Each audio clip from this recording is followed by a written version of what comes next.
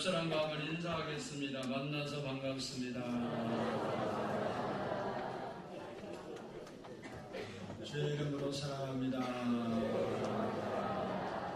옆사람 보고하시네. 다 보고하시네. 한번 따라서 하겠습니다. 예수 믿고 천국 갑시다. 오늘은 제가 여러분들과 함께 사후세계, 죽음 이후의 세계가 과연 존재하는 것인가, 그리고 만약에 사후세계가 존재한다면 어떤 세계가 있는가, 그리고 죽음 이후의 세계를 우리가 어떻게 대비하면 될까에 대해서 함께 생각해 보려고 합니다. 먼저 사후세계가 과연 존재할까?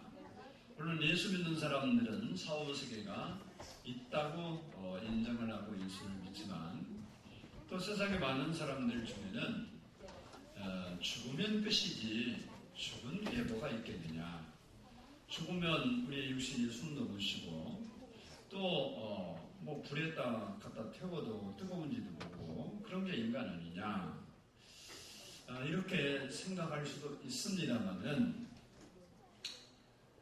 우리의 몸이라는 것은 이 육체, 여러분이 보이는 육체와 그리고 여러분이 생각하는 생각의 세계, 정신의 세계, 성경에는 영혼이라고 부르는데 영혼의 세계가 있습니다. 사람은 두 가지로 만들어져 있기 때문에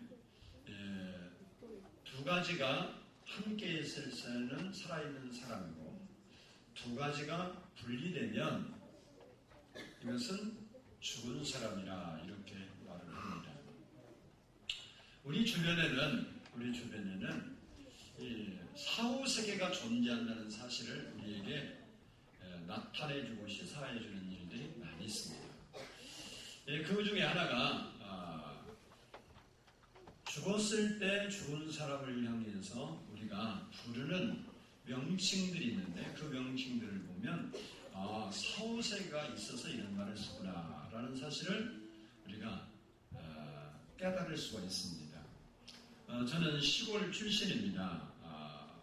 그래서 도예지에 와서 살 때는 그런 이야기를 듣지 못했지만, 시골에 살면서는 가끔씩 이런 이야기를 했어요. 우리 어머니, 아버님들이 동네에서 이렇게 동네 사람들 만나니까 만나고 와서 누구 집에 혼이 나가는 것을 누가 봤다고 하더라. 그 집에 혼이 나가는 걸 보니까 누가 죽을라나 보다고. 그리고 나면 그 집에 초상이 나는 것을 종종 봤습니다. 그래서 어떤 사람들은 우리 안에 있는 혼, 영혼, 정신이 우리 몸 밖으로 나가는 것을 본 사람들도 개중에 많이 있나 봐요. 그래서 시골에 사람들이 그런 말을 하는 것을 자주 어렸을 때 들으면서 자랐습니다. 아마 여러분 중에서도 그런 말을 들어본 적이 있을 겁니다. 사람이 죽으면 부르는 명칭이 참 많습니다. 여러분이 모르는 단어도 있어요, 쓸 때. 하지만 우리가 보편적으로 많이 쓰는 단어들을 살펴보면, 사람이 죽으면 그 사람 보고 보통 뭐라고 합니까? 돌아가셨다 그러죠. 또 좀 더 고상하게 말하는 사람은 소천하셨다. 그리고 좀 더 높여 부르는 사람은 승하하셨다. 그리고 더 높여 부르면 타계하셨다라는 말을 주로 씁니다. 그 외에도 많이 써, 임종하셨다, 많이 있지만, 이런 단어들이 주로 신분에 맞게 쓰여온 것이 사실인데, 이런 말들을 따져보면 사후세계를 염두에 두고 하는 이야기입니다. 돌아가셨다는 말은 어디선가 왔기 때문에 그곳으로 갔다는 이야기고, 또 소천하셨다는 것은 하늘에서 불러서 하늘로 갔다는 이야기고, 또 승하했다는 것은 높은 곳으로 올라간다라는 뜻입니다. 높은 곳에 갔다 그런 얘기고, 타계하셨다 말은 이 세상, 인간의 세상을 떠나서 다른 세상으로 옮겨갔다는 것이 타계였다는 말입니다.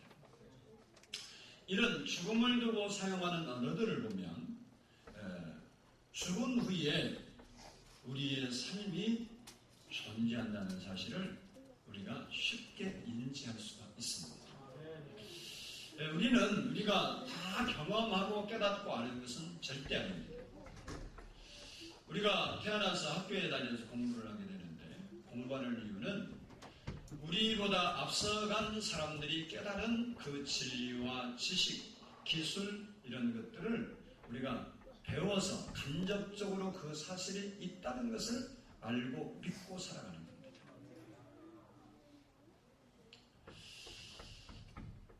이런 일련의 우리의 사건들을 보면 아하, 사람들이 이런 말을 하는 거 보니까 내세가 있다는 것을 우리가 배울 수 있다 그런 거예요. 사람들이 힘들고 지치다가 세상에서 살기 어려우면 마지막 선택이 뭐냐면 자결을 하는 거예요. 자살을 하지. 자살을 하는 사람도 두 가지 생각을 가지고 합니다. 한 사람은 너무 힘드니까 이 세상 끝내버리자.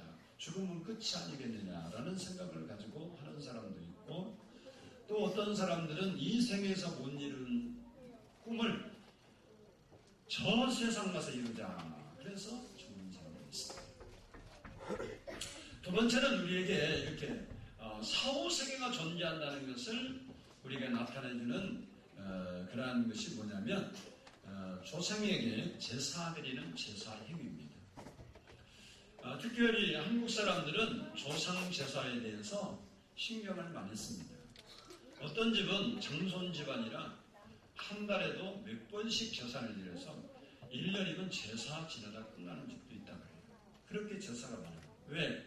부모를 잘 섬겨야 복을 받는다는 사상과 부모가 돌아가셨어도 그분을 잘 모셔야 한다는 표 사상에서 온 겁니다. 그런데 제사를 누구에게 합니까? 왕자, 죽은 자에게 하는 거예요.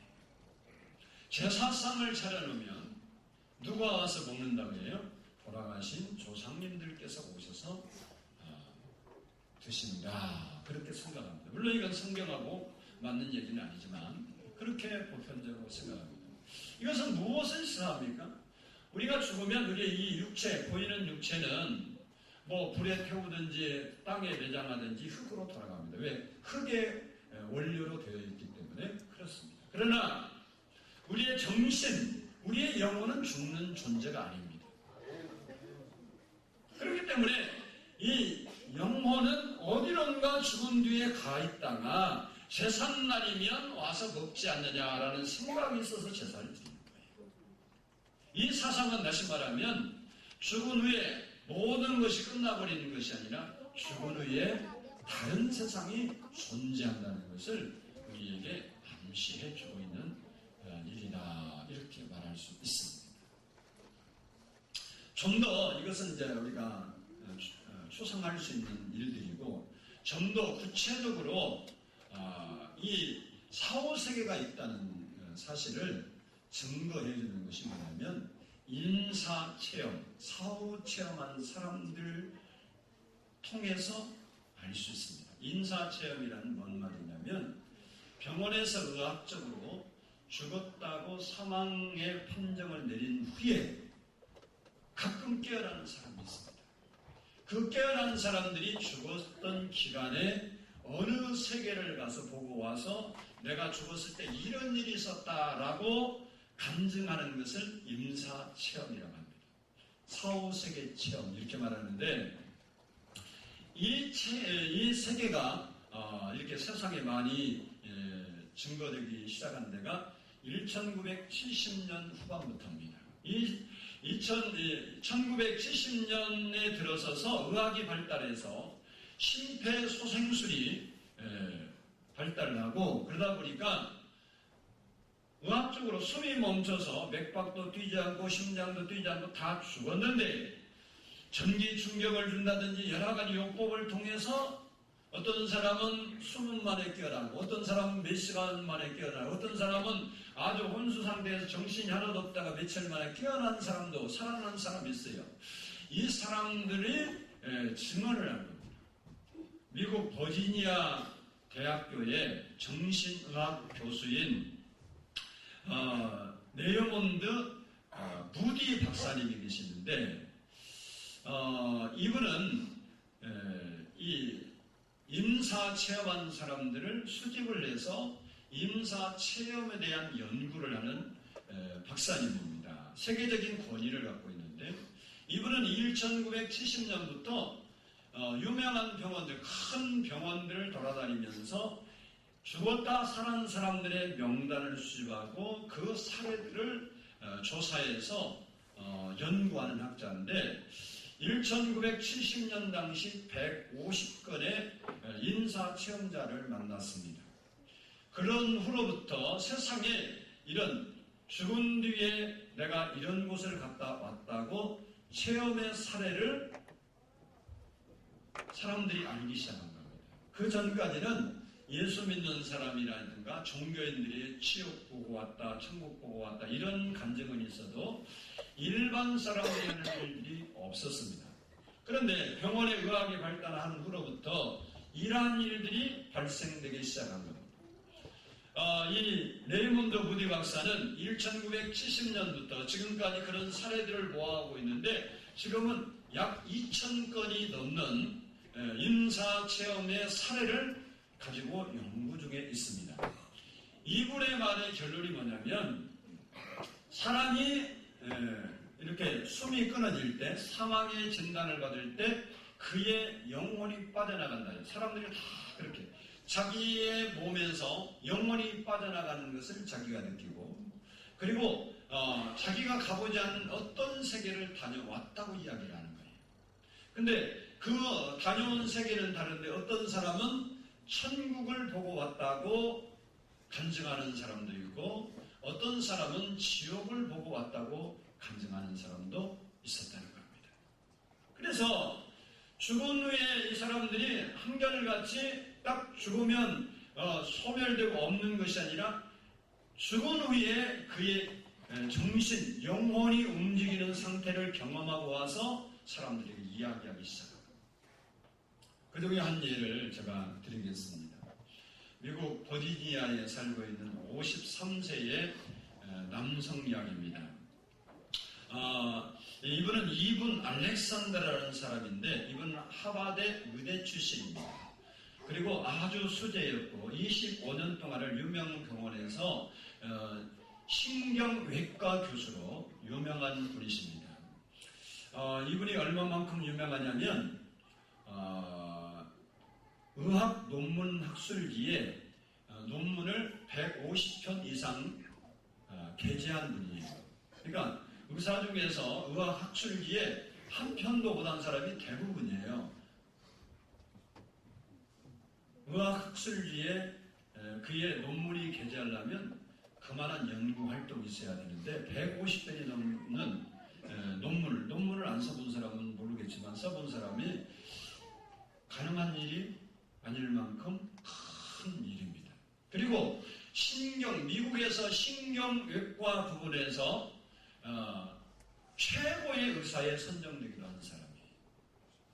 이 알렉산더 박사가. 그리고 이분은 특별히 뇌의학 분야에서 세계적인 명성을 가지고 있는 분이에요. 이분이 평소 사람들이 와서 임사 체험한 사람들이 신경외과니까 그런 거 다루잖아요. 그러니까 그 사람이 와서 그런 얘기를 내가 죽었다 살아났는데 이런 경험을 했다 그러면 이분은 그 사람들에게 뭔 얘기를 했냐? 그것은 허구다. 절대 사후세계는 없다. 이렇게 단정적으로 이야기했던 박사님이십니다. 그래서 그런 경험을 한 사람들이 그건 뭐냐 그러면 뭐라고 대답했냐? 그것은 뇌의 착시현상, 뇌의 착각 때문에 일어나는 하나의 허구지 진실이 아니다. 그렇게 주장했던 그가 2008년도 11월 17일 오후 2시에 뇌수막염에 걸리게 됩니다. 그리고 병원에 가서 쓰러졌는데 혼수 상태에 빠져서 깨어나지를 못하는데 그 병원 의사들이 이 사람을 정밀 진단을 하고 뇌사 판정을 내려요. 병원으로만 하면 죽었다 이거예요. 그리고 가족들이 모여서 장례를 준비하는데 갑자기 깨어나서 자기가 천국을 보고 왔다고 증언을 하게 됩니다. 근데 이 사람의 증언을 보면 뭔 얘기를 하냐면 자기가 죽을 때 자기 영혼이 자기 몸에서 쑥 빠져나가더래요. 그래서 낯선 어느 곳에 탁 서 있는데 그곳은 이 세상에서 볼 수 없는 아주 밝은 빛이 감싸있더래요. 그런데 어떤 젊은 아가씨가 딱 나타났더니 이 박사님께 뭐라고 말했냐면 당신은 사랑을 많이 받고 있습니다. 당신은 혼자가 아닙니다. 이제 돌아가세요. 그런 거라는 거예요. 그 순간 그가 이제 돌아가세요 라는 말이 딱 끝나는 순간 깨어난 거예요. 이 사람 말이에요. 근데 그때 나타났던 사람이 너무 선명해서 자기가 초상화를 그렸습니다. 초상화. 여러분이 이 사실을 목사가 뻥까지 였나 이렇게 생각하면 인터넷 가도 나옵니다.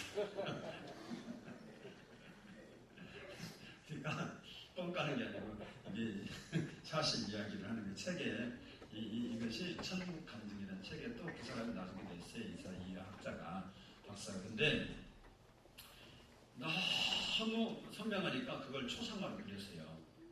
그리고 가지고 있는 거예요. 그리고 그 후로부터 꿈속에 가끔 나타나는 거예요.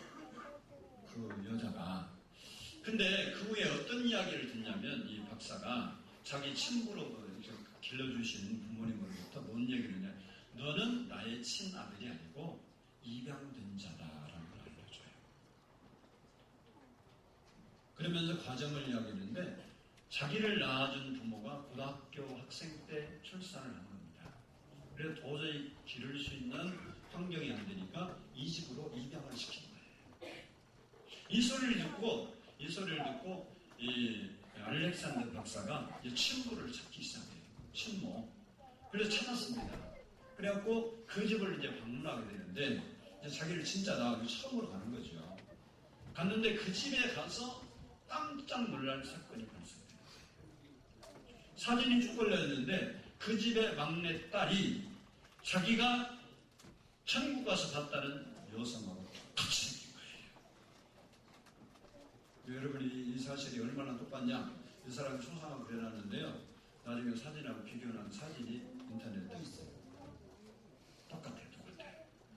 너무 놀랐는데 알고 보니까 이게 자기 친동생이죠. 말하자면 친동생인데 한 번도 본 일이 없는 그 친동생을 거기서 보고 왔는데 사건의 결과가 뭐냐. 이 막내딸이 사고로 젊은 나이에 일찍 죽었어요. 나중에 알고 보니까 그래요. 근데 배씨라는 아가씨인데 그 동생을, 자기 여동생을 처음으로 거기서 보고 온 거예요. 그러니까 이 일을 겪고 난 후에 그동안에는 누가 임사 체험을 했다고 하면 자기가 뇌의학 전문자니까 그것은 뇌의 착시현상이다. 착각에서 일어나는 거지 진짜가 아니고 허구다. 이렇게 이야기했던 이 사람이 천국 간증이라는 자기 죽어서 경험했던 얘기를 책으로 묶어서 냈습니다. 이것은 무엇을 우리에게 시사할까요? 아하, 인생이 죽으면 끝이 아니라 죽음 다음 세상이구나. 우리가 이 땅에 태어날 때 이 세상에 있는 줄을 알고 태어난 사람은 한 명도 없어요. 울고 태어나다 보니까 이 세상이 열려있는 겁니다. 우리가 죽으면 끝인 줄을 알지만 끝이 아니라는 것이 이런 사람들을 통해서 우리에게 분명히 전달해주고 있다는 사실입니다. 그래도 어떤 사람들이 내가 보지 않고는 믿을 수 없어. 그럼 죽어보나. 죽으면 끝인데 그럼 의사한테 잠깐 죽였다 살리라고 하지. 여러분, 내세는 분명히 존재합니다. 종교적으로만 이야기해서가 아니라 이제는 이런 의학의 발달과 과학의 발달로 이런 세계가 있다는 것을 알 수 있게 됩니다. 네 번째, 진짜 확실한 것은 성경은 사후세계가 있다고 분명히 이야기한다. 히브리서 9장 27절을 보면 한 번 죽는 것은 사람에게 정한 것이요 그 후에는 심판이 있으리니 성경을 진리라고 한다고 우리가 이렇게 여러분이 들었을 겁니다만은 성경의 말씀은 틀리지 않다는 거예요. 그래서 사람이 한 번 죽는 것은 정해진 이치라는 거예요. 이 사실에 대해서 반대한 사람은 아무도 없어요.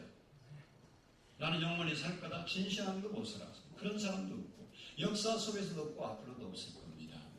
그런데 그 뒤에 말씀에는 그 후에는 심판이 있다 그랬는데 이 사실은 뭡니다. 왜 그럴까요? 한 번 죽는 것은 정한 것이요 그러면 역사 속에 살아오면서 경험한 게 왜 다 죽는 것만 경험해서 그래 사람은 태어나면 죽는 거야. 누구나 인정하고 살아요. 그런데 죽었다 살아보지를 않았기 때문에 심판이 있다는 말을 인정을 안 해요. 근데 성경은 심판이 있다는 거예요. 무슨 얘기냐? 우리의 이 육신, 여러분이 보는 이 고기 덩어리는 육체는 죽으면 한 줌의 흙으로 돌아갑니다. 그러나 여러분의 정신, 여러분의 영혼은 절대로 없어지는 게 아니에요. 그 영혼은 그 영혼을 주신 하나님께로 가서 그 사람의 삶에 대해서 심판을 받고 어떤 사람은 천국에 가기도 하고 어떤 사람은 지옥에 가기도 한다는 것입니다. 그래서 전도서 12장 7절을 보면 이런 말이 있어요. 흙은 여전히 흙으로 돌아가고 그 말이 무슨 말이냐면 우리가 흙으로 되기 때문에 흙은 여전히 사람이 죽으면 흙으로 돌아간대요. 그리고 영은 우리의 정신, 우리 영혼은 그것을 주신 하나님께로 돌아가기 전에 기억하라 그래요. 우리는 하나님께로 우리의 정신, 영혼은 돌아간다는 거예요. 그러기 전에 이 말을 한마디로 말해 죽기 전에 창조주를 기억하라. 이 세상에 태어난 모든 사람은 언젠가는 한번 하나님을 꼭 만납니다. 이 세상에서 못 만난 사람은 죽어서라도 만납니다. 그러나 죽어서 만난 사람은 불행하다는 겁니다. 여러분이 오늘 어떤 이유로 이 자리에 앉아있든지 온 것은 복이 될 줄로 믿습니다. 왜냐하면 제가 말씀드리는데 이 사실에 대해서 긍정을 하게 되면 여러분의 인생에 새로운 인생이 열립니다. 그렇다면 사후세계가 이렇게 있다고 가정을 한다면 우리가 어떻게 준비할 것이냐. 이것은 창조주를 인정하고 그의 섭리에 따라 살아야 될 겁니다. 성경을 보면 하나님께서 아담과 하와라는 첫사람을 만드시고 죽지 않고 영원히 행복하게 살 수 있는 모든 조건을 만들어 주셨습니다. 그런데 사람이 하나님의 법을 어기고 죄를 지음으로 질병이 찾아오고 불행이 찾아오고 고난이 찾아오고 근심 걱정이 찾아오고 죽음이 도래하게 됐습니다. 죄를 지으면 죽게 된다는 거예요. 그런데 문제는 이 세상에 사는 사람들 중에 죄가 없는 사람이 없다는 거예요. 성경 로마서 3장 10절 보면 의인은 없나니 하나도 없다고 말했고, 그리고 로마서 6장 23절을 보면 모든 사람이 죄를 범하였음에 하나님의 영광에 이르지 못한다. 죄 때문에 하나님께 영원한 천국에 갈 수 없다 그럴 거예요.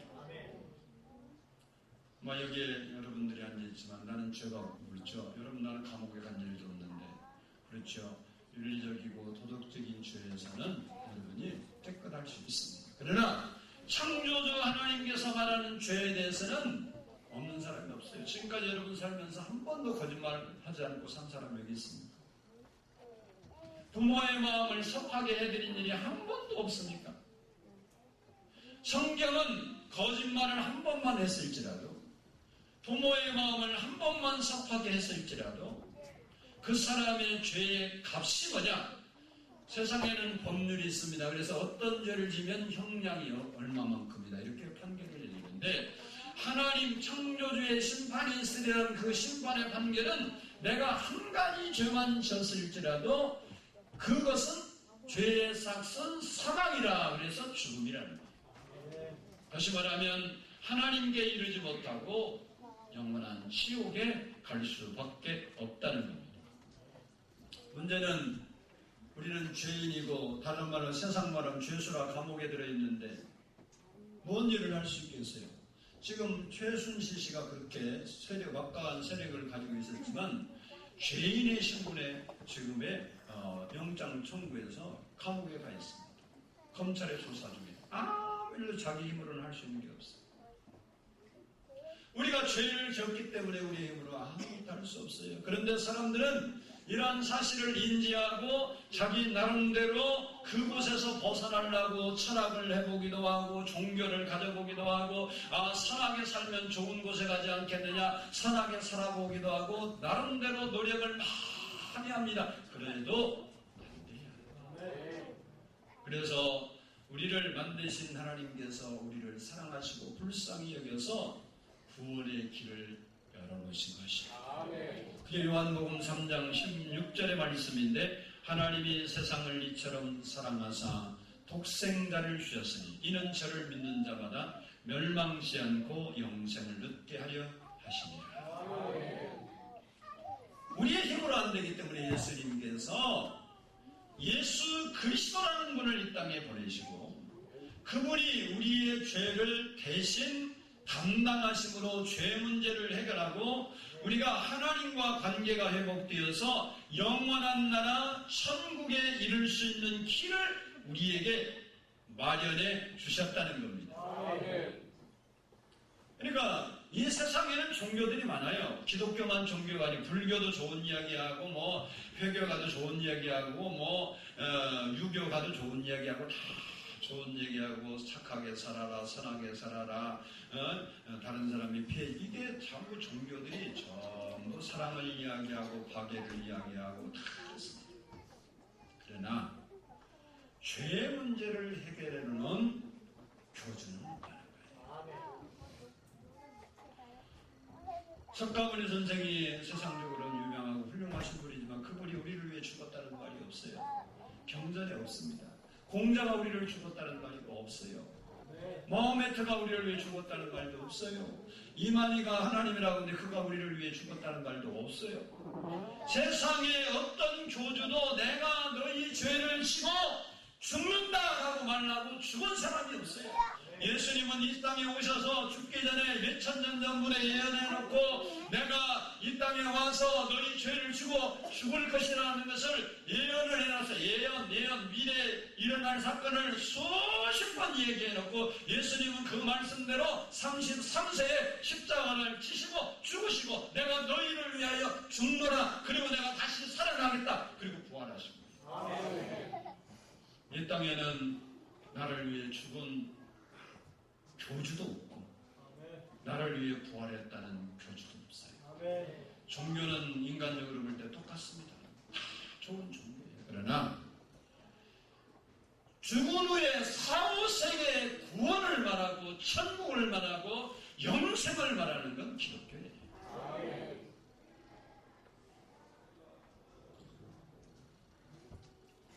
베드로전서 2장 24절을 보면 신이 나무에 달려 그 몸으로 우리 죄를 담당하셨으니 이는 우리로 죄에 대하여 죽고 의에 대하여 살게 하려 하십니다. 신이 나무라는 말은 십자가라는 말입니다. 담당했다는 말은 대신 지셨다, 책임지셨다 그런 말이에요. 예수님께서 이 땅에 와서 십자가를 지신 것이 자기 죄 때문이 아니라 우리 죄 때문에 죽었다는 거예요. 그 사실을 우리가 받아들이면 그 사실을 인정을 하면 예수님이 하신 그 은혜가 우리에게 온다는 거예요. 제가 이 사실을 예를 들어서 쉽게 설명을 한번 해볼게요. 그런 일이 여러분에게도 발생한다면 너무 좋은 일이지만 어떤 사람이 여러분 명의로 보험을 들었습니다. 얼마짜리를 들었냐? 좀 올려서 1,000억짜리를 들었어요. 1,000억은 만져봐야겠죠. 살면서. 아니 목사님 난 100억도 아니 10억도 그러지 말고 몇 억? 1,000억. 다 1,000억 받기를 바랍니다. 잘 들어보면 1,000억이 와요. 아니 어떤 사람이 어떤 나를 알든지 모르는 사람이 어떤 사람이 나를 위해서 천억짜리 보험을 들어놓고 만기가 된 거예요. 만기가 돼서 그러면 그 천억이 내 이름으로 들었어. 여러분 이름으로 들었어. 그러면 누구 겁니까? 천억이? 내 거죠, 내 거. 내가 쓸 수 있어요, 없어요? 쓸 수 있죠. 만기가 됐으니까 이제 찾으면 되니까 내 거예요. 근데 잘 들어봐요. 이 천억을 누가 나를 위해서 해놓은 건 사실인데 아무도 안 알려줘서 몰라. 그러면 그 천억을 내가 이론이라 쓸 수 있어요, 없어요? 그 천억하고 나와 해당이 돼야 안 돼? 해당이 전혀 안 돼. 천억이. 그런데 어떤 사람이 갑자기 나타나더니 그런 거예요. 어떤 사람이 와서 저한테 제가 만약에 자네를 위해서 어떤 사람이 있잖아. 천억을 보험을 해서 만기인데 다 쓰라고 그러는 거야. 다 천억 사다가 써. 그러는 거예요. 그러니까 내가 말하기를 야, 이 미친 사람, 어떤 미친 사람이 나를 위해서 천억을 해놨겠어. 말도 안 되는 소리 하지 마. 그리고 거절을 했어. 그러면 천억은 나하고 관계가 있어 없어요? 그 돈은 분명히 내 돈인 것은 맞는데 그 돈은 내가 이런 데 쓸 수 없는 거야. 그런데 이 사람이 천억을 나를 위해서 어떤 사람이 보험금을 부어놨다고? 진짜일까? 가짜일까? 믿어지지 않을지 모르겠어. 그러면 한번 보험회사 연락이라도 해봐야겠다. 그리고 연락을 해봤어요. 그러면 연락을 해서 보험 신청을 하면 천억을 쓸 수 있을까요? 없을까요? 쓸 수 있습니다. 그러면 천억을 그렇게 쓴 사람이 지혜로운 사람이야. 미친 소리 하지 말라고 그런 사람이 어디냐? 그런 사람이 지혜로운 사람. 여러분, 예수님이 우리의 과거의 죄, 현재의 죄, 미래의 죄 다 대신 지시고 그걸 다 보험료 지불하시고 영생이라는 천국이라는 선물을 다 준비해 놨습니다. 이 선물을 제가 이렇게 소개하고 있는 거예요. 당신이 예수를 믿으면 천억입니다. 한번 믿어보세요. 소문샘 치고 믿어보세요. 그리고 이야기하고 있는 거예요, 이거. 그것을, 글쎄, 좀 이상하기는 하다. 한번 믿어볼까? 그래, 믿으면 천억이 될 것입니다. 믿지 않으면 그 천억은 다 천억이 없는 게 상관이에요. 여러분이 믿든지 안 믿든지 예수님은 여러분의 죄 문제는 다 해결해 놨습니다. 죄 때문에 지옥 가고 문제라는 건 아니에요. 이제는 예수를 믿지 않기 때문에 지옥 가는 것뿐입니다. 이러는 것을 내가 믿지 않고 그 일에 동참하지 않기 때문에 문제가 되는 거예요. 그래서 요한복음 3장 17절로 18절 보면 하나님이 그 아들을 세상에 보내신 것은 세상을 심판하려 하심이 아니요 저로 말미암아 세상이 구원을 받게 하려 하심이라. 저를 믿는 자는 심판을 받지 아니하는 것이요 믿지 아니하는 자는 하나님의 독생자의 이름을 믿지 아니하므로 벌써 심판을 받은 것입니다.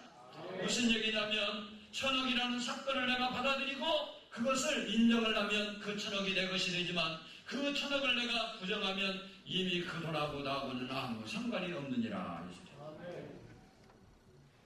그래서 오늘 본문의 말씀이 중요한데요. 본문 9절 10절 로마서 10장 9절 10절 좀 띄워줘 보세요. 로마서 10장 9절 10절 우리 같이 한 목소리로 읽어보겠습니다. 시작. 9절 다시 9절 10절 시작.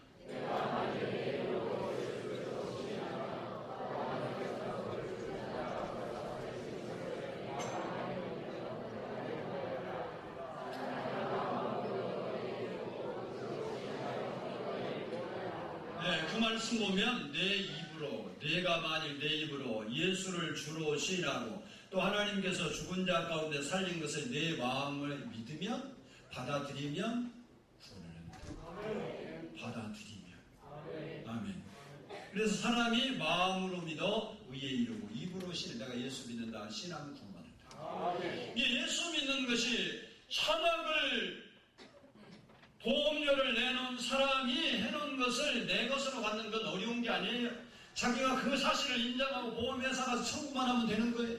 이처럼 우리가 영생을 받고 죄 문제를 해결하는 것이 어려운 것이 아니에요. 그것은 바로 우리가 예수님이 그렇게 했다는 사실을 믿고 믿고 받아들이기만 하면 되는 겁니다.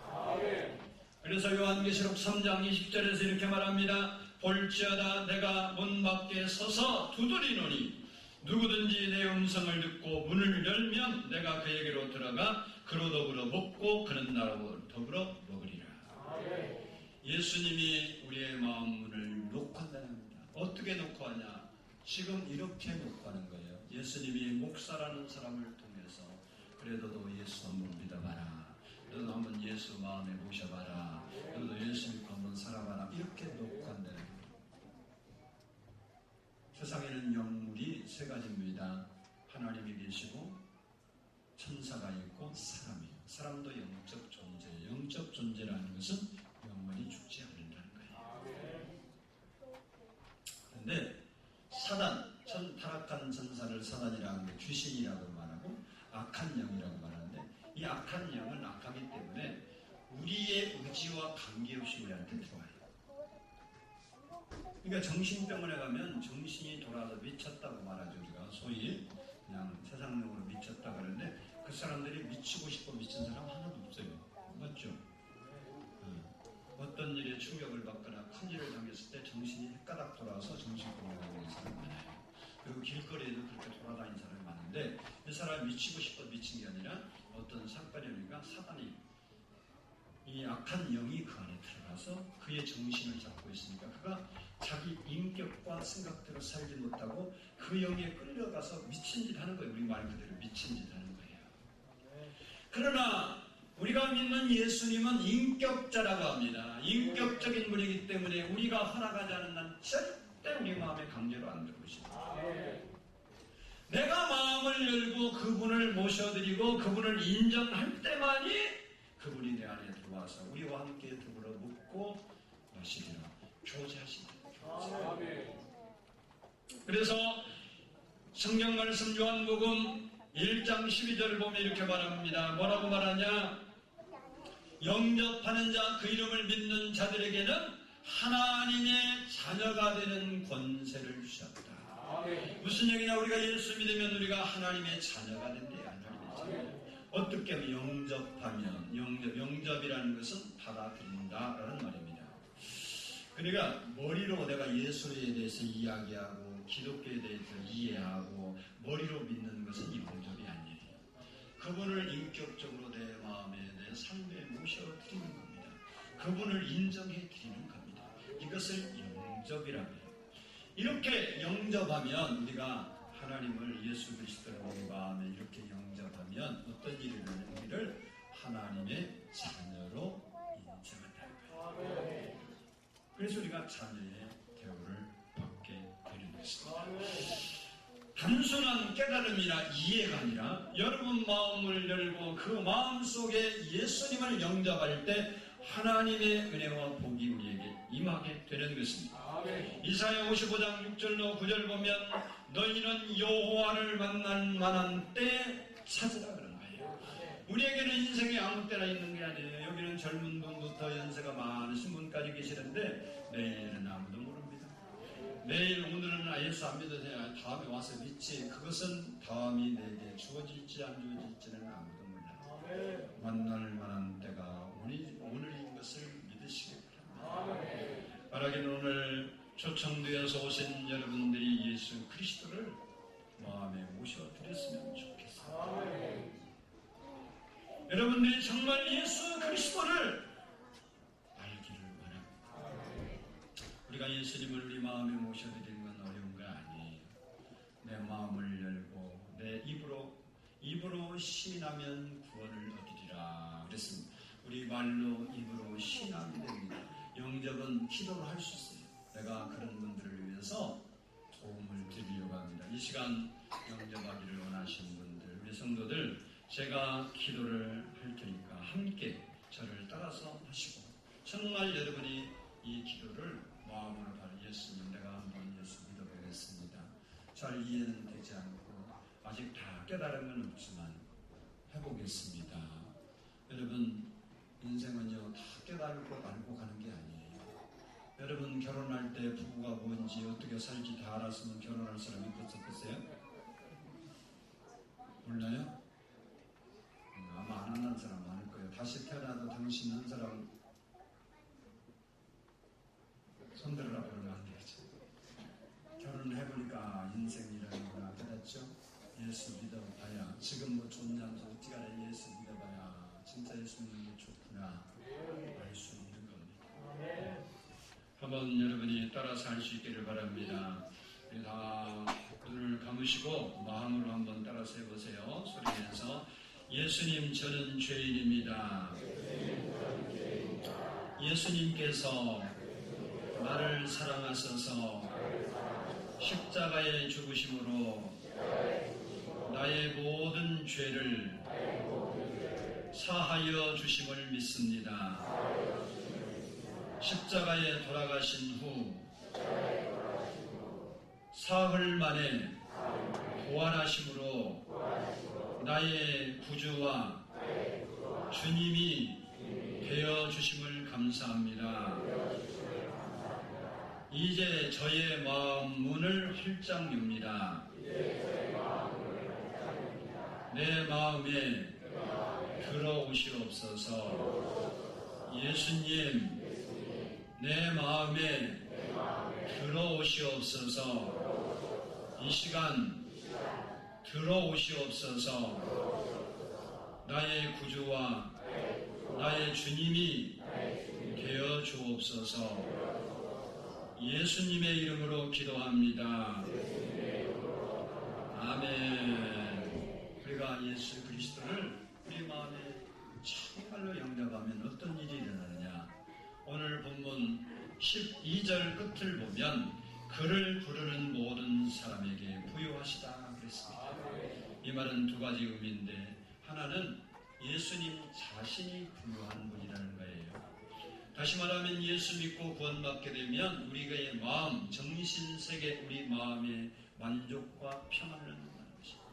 세상에 돈이 많이 있고 아무리 넉넉해도 마음이 불편하고 마음이 평안이 없으면 행복이 없는 거예요. 우리가 예수 믿으면 첫 번째 오는 증거가 뭐냐? 우리 마음에 평안을 주신다는 사실. 두 번째는 우리가 예수 믿으면 마음의 평안뿐만 아니라 삶에 부유케 하시는 분이라는 거예요. 예수 믿으면 경제적으로나 정신적으로나 영적으로 부유하게 되는 거예요. 우리가 예수 믿는 것은 꼭 부자가 되고 성공하려고 예수 믿는 것은 아닙니다. 그런데 우리가 예수를 바로 믿으면 이런 부도 우리에게 따라오게 되는 겁니다. 세계의 여러 나라를 보십시오. 예수 믿는 나라들을 보면 한결같이 선진국이고 GNP가 높고 잘 사는 나라들. 멀리 보지 말고 가깝게 남한과 북한을 비교해봐도 같습니다. 이 남한에 여러분이 아는 대로 인구가 세계적인 경쟁력 있는 인구가 되지 못해요. 세계의 경제, 요즘은 뭐 글로벌 시대니까 여기에 경제에 필요한 인구가 1억 2천은 돼야 됩니다. 그래야 경쟁력이 있다고 해요. 그래서 요즘은 아이 낳으라고 막 돈까지 다 주잖아요. 어느 때는 아기 낳지 말라고 제안하더니 그때 이걸 깨달았으면 이럴 필요가 없잖아. 옛날에는 기본이 10명이었잖아요. 많이 낳아야 돼요. 경쟁력에서 남북 통일돼도요, 우리나라가 1억이 안 돼요. 1억이 넘어야 자기 나라에서 경제가 활성화되고 세계 속에 경쟁력이 돼요. 이거는 경제학자가 이야기하는 얘기가 아니고, 이 나라는 지리적으로도 지하자원도 인구도 세계의 경쟁력 있을 만한 게 없어요. 그런데 한국이 세계에서 가장 뛰어난 게 뭐냐? 예수 믿는 열심은 세계에서 가장 뛰어나요. 그래서 세계에서 가장 큰 교회가 한국에 있습니다. 인구는 적지만 그래요. 그리고 6.25 사변 후에 남북이 갈라져서 이제 60여년이 넘었는데 여러분이 뭐 그때 경험을 하는 분들도 있지만 당시에는 북한이 한국보다 훨씬 잘 살았습니다. 그리고 지금도 지하자원은 북한이 훨씬 많습니다. 60여 년 흘러온 세월 속에 차이점이 하나 있다면 북한의 기독교가 활성화되었었는데 그때 공산화되면서 거기 믿는 사람이 다 한국으로 넘어왔고 거기는 기독교가 없어졌고 이 땅에는 기독교가 엄마가 이거 먹으래. 활성화되었다는 차이 하나. 엄마가 민족인 거 먹으래. 그 나라는 지금 어떤 상태에 있는지 여러분의 TV를 통해 함께 먹을 것이 없어서 목숨을 보고 도망감을 건너는 그런 나라가 되고 있습니다. 그러나 우리나라 노숙자가 굶어 죽지 않아요. 그 나라는 노숙자가 아닌데도 굶어 죽는데 우리는 노숙자로 굶어 죽지 않아요. 이만한 복이 어디 있다고 봅니까? 정치를 잘해서요. 여러분 역대 대통령 중에 정치 잘했다고 평가받은 대통령이 누가 있어요? 지금도 봐. 우리나라 대통령이 잘해서 그런 게 아니에요. 국회의원들이 잘했어요? 나는요, 국회의원 선거를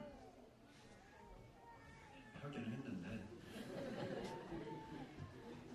솔직히 얘기해서요, 정치인들, 요즘 백성 위해서 일하는 사람들 있어요. 참, 그 사건 정략적으로 인해서 차기 대선에서 성공하려고 그 얘기만 하고 있어요. 하야하라고만 했지, 백성을 위해서 정책을 펴는 정당이 어디 있습니까? 새누리든 헛누리든 아무도 없네요.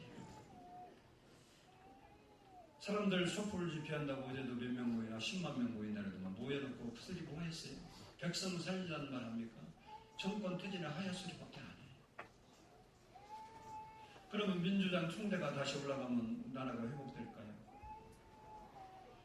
그거라고 하고 싶은데 그분이래요. 믿는 우리는 이 나라를 위해서 기도해야 합니다. 사람들은 먹고 살기 힘들다고 경제가 어렵다고 장사가 안 된다고 죽는다 그러는데 자기들은 자기 당 위에서 싸우고 정권 위에서 싸우고 자리 잡으려고 싸우는 게 지금 현실이에요.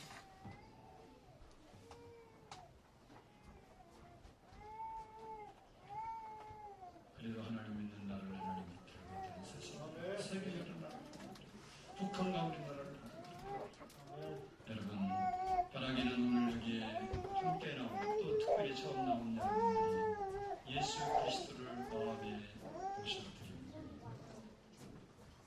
이 세상을 살면서 예수님과 함께 살고 죽어서 천국 갈 수 있는 은혜가 모두에게 임하기를 주의 이름으로 축복합니다. 기도하겠습니다.